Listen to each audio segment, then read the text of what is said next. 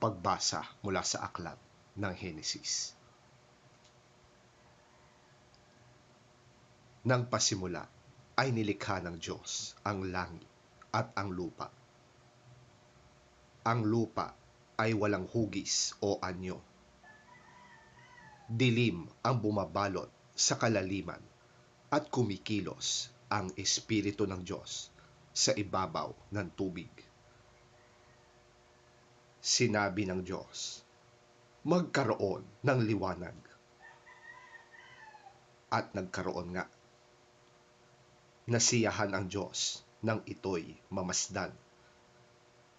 Pinagbukod niya ang liwanag at ang dilim. Ang liwanag ay tinawag niyang araw, at ang dilim naman ay tinawag na gabi. Lumipas ang gabi at sumapit ang umaga. Yon ang unang araw. Sinabi ng Diyos, magkaroon ng kalawakang maghahati sa tubig upang ito'y magkahiwalay. At nangyari ito. Ginawa ng Diyos na pumagitan ang kalawakan sa tubig na nasa itaas at sa tubig na nasa ibaba. Langit ang itinawag niya sa kalawakan. Lumipas ang gabi at sumapit ang umaga. Yon ang ikalawang araw.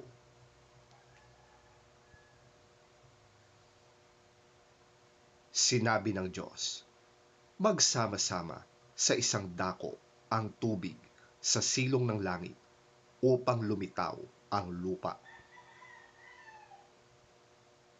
At nangyari nga ito. Tinawag niyang lupa ang tuyong bahagi at dagat naman ang nagsama-samang tubig. Nasiyahan siya nang ito'y mamasdan.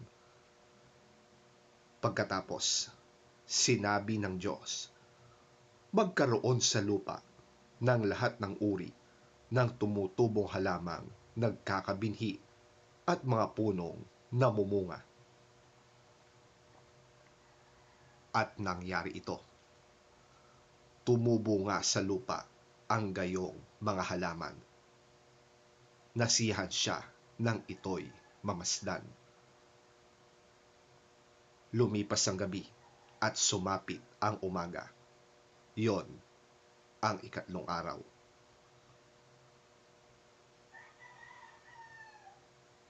Sinabi ng Diyos, magkaroon ng mga tanglaw sa langit upang mabukod ang araw sa gabi.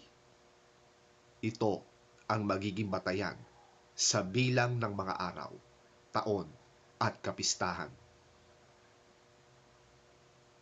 Mula sa langit, ang mga ito'y magbibigay ng liwanag sa daigdig. At gayon nga ang nangyari. Nilikha ng Diyos ang dalawang malalaking tanglaw, ang araw, upang magbigay liwanag sa maghapon, at ang buwan upang tumanglaw kung gabi. Nilikha rin niya ang mga bituin. Inilagay niya sa langit ang mga tanglaw na ito upang magbigay ng liwanag sa daigdig. Tumanglaw kung araw at gabi at magbukod sa liwanag at dilim. Nasiyahan ang Diyos nang ito'y kanyang mamasdan. Lumipas ang gabi at sumapit ang umaga. Yon ang ikaapat na araw.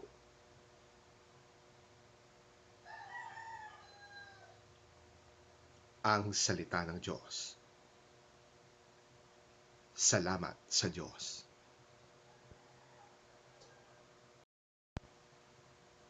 Ang mabuting balita ng Panginoon ayon kay San Marcos. Papuri sa iyo, Panginoon.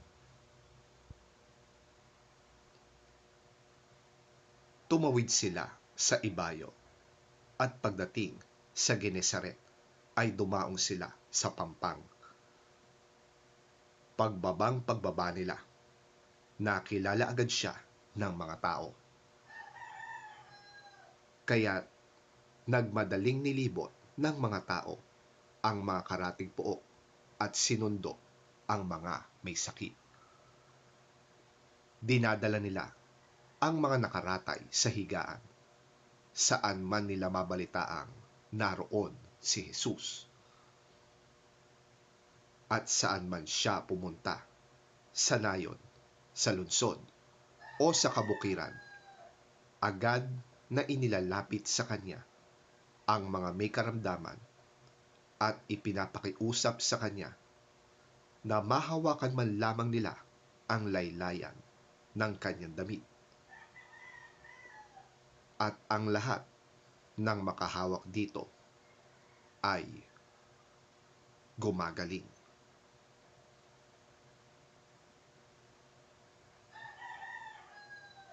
Ang mabuting balita ng ating Panginoon. Pinupuri ka namin, Panginoong Hesukristo. When they had crossed over, they landed at Gennesaret and anchored there. As soon as they got out of the boat, people recognized Jesus. They ran throughout that whole region and carried the sick on mats to wherever they heard he was. And wherever he went, into villages, towns, or countryside, they placed the sick in the marketplaces. They begged him to let them touch even the edge of his cloak, and all who touched it were healed.